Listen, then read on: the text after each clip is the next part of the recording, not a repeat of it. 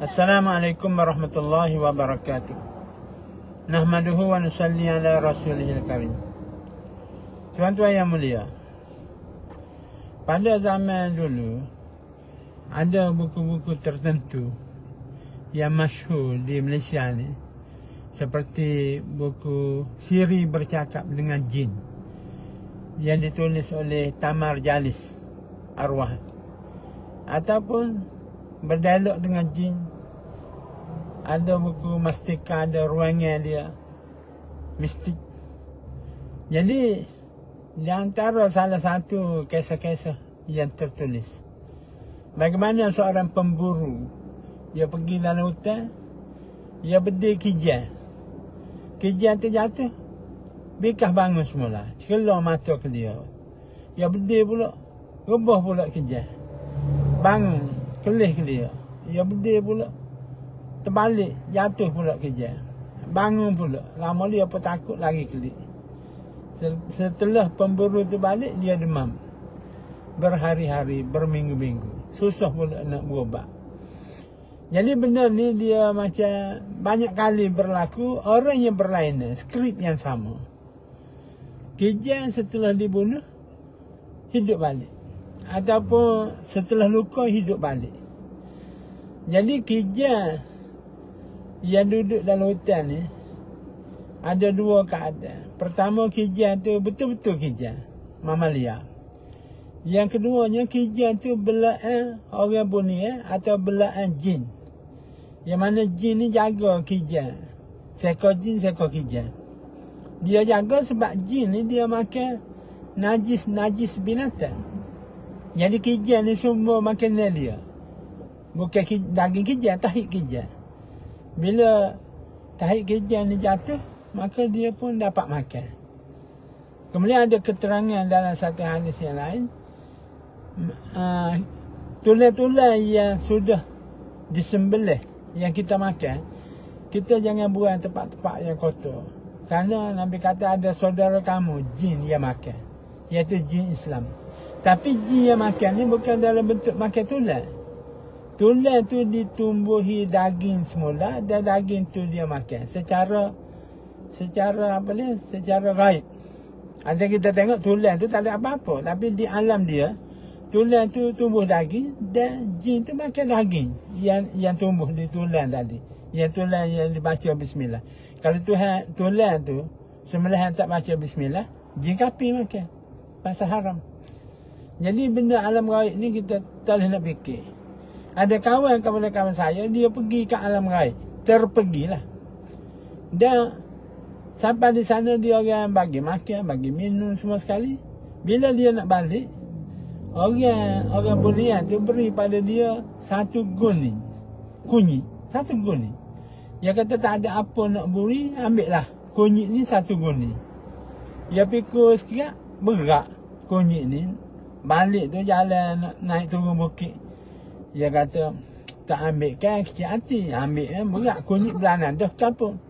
Di rumah dia ni ada dah tanah kunyit. Nak buat gapa kunyit? Dia pun tahu kunyit, buang. Tapi dia ambil 2-3 ketul, letak dalam poket. Dia kata ambil lah, buat kenangan. Buat kenangan, dah orang bagi ni, buat kenangan. Ambil 1 genggam. Ada kita kata 2-3 tokong. Bila balik sampai rumah ni, dia rasa poket seluar dia ni berat.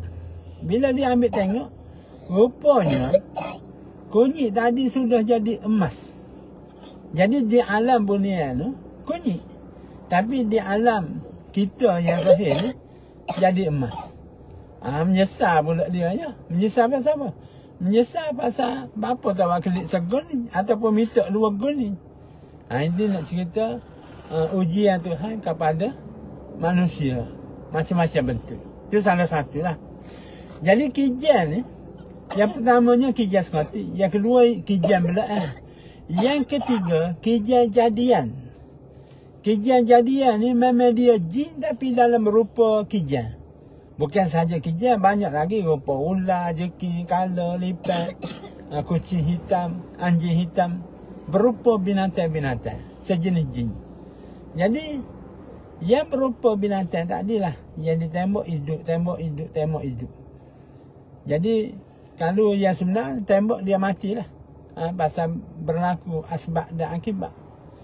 Jadi waktu saya baca tu sampai ke sekarang, saya masih lagi ragu.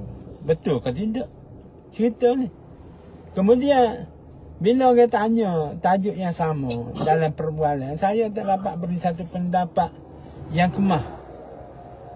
Sehingga saya baca satu penerangan daripada Allamah Ahmad bin Qastalani. Ia tulis dalam kitab Mawahib Laduni. Tahun dia 885 Hijrah. Itu dia balik daripada kubur Nabi. Setelah dia pergi Mekah, dia pergi melawat kubur Nabi. Bila balik daripada kubur Nabi ni, dia dengan orang suruhan dia ni, pembantu dia, berjalan di kawasan Tanah Lapang. Nanti yang lalu ke kebun, ke hutan, ke jalan ni, tiba-tiba tubik seekor kijang yang gila tepuh pembantu dia ni, rebah rata bukan dan cedera parah. Lalu pembantu dia ni sakit dalam waktu yang lama. Akhirnya dia aksiden dengan kijang tadi. Lalu akhirnya dia berwasilah. Dia berdoa berwasilahkan Nabi. Iaitu dengan perantaraan Nabi minta tolong sembuhlah pembantu dia ni. Pasal pelik sangat sakit dia. Lalu satu malam dia mimpi. Iaitu Ahmad bin Qastalani ni bermimpi Nabi suruh seorang lelaki mari kepada dia. Dia kata, aku dikirim oleh Nabi supaya jumpa kamu. Dia suruh bawa jin ini, minta maaf pada kamu. Jadi jin yang dia bawa tu berupa seekor kijang. Dan dia cam, kijang betul inilah yang langgar pembantu dia.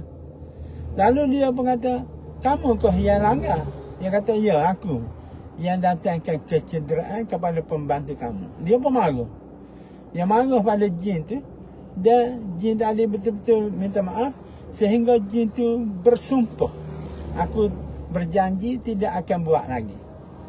Lalu dia pun lepaskan jin tu. Dia lepaskan jin.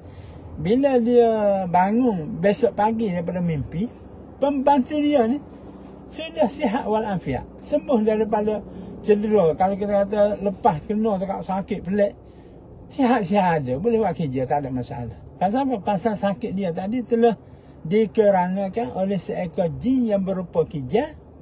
Maka dia sudah sembuh setelah jin tu tadi menarik semula kesalahan dia tadi. Jadi untuk jin ni, kita panggil dia bukan seorang lah. Boleh panggil seekor sebab dia ni kena. Dan dia pun berupa kijang. Jadi kalau kita kata ini seorang kijang, ini seorang jin kijang, ini seorang jin ular, maka panggil seekor pun tak ada masalah. Kita pun aja dengar kalau yang kata budak ni seekor ni supaya jin. Jadi tuan-tuan, itulah pencerahan untuk pagi ini. Semoga kita semua terlindung daripada angkara kejahatan jin dan manusia. A'udzu bikalimatillahi tammati min syarri ma khalaq. Assalamualaikum warahmatullahi wabarakatuh.